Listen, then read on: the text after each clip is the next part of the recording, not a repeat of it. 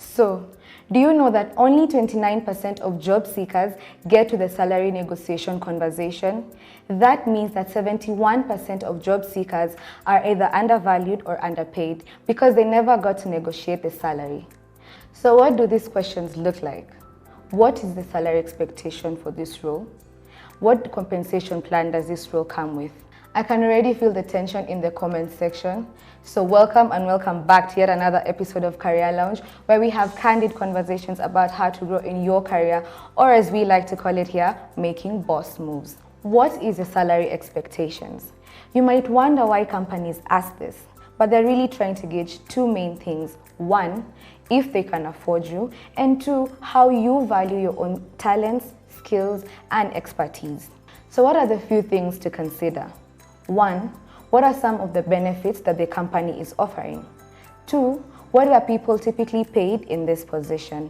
And lastly, with your experience and your skills and your talents, what are you worth? So today I leave with 5 tips of how to answer the question, what is your salary expectation?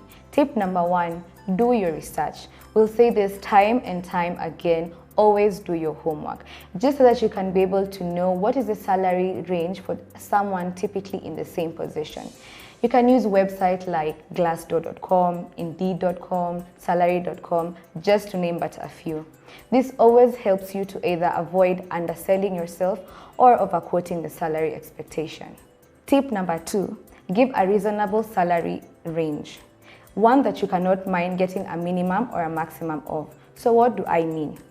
If I state a range of 80 to 100K, then I'm just simply stating that I don't mind getting the 80,000, which is a minimum, or the 100,000, which is a maximum, or an amount in between. Tip number 3, don't beat around the bush. Don't give the employer all your financial obligations. Remember, the employer is not financial aid. Tip number 4, know and state your value.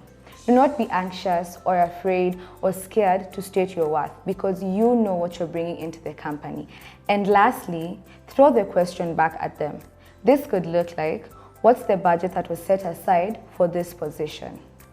Now, engage with us in our comment section and tell us how you've managed to negotiate your salary, just so that we can be able to help our whole Career Hub community.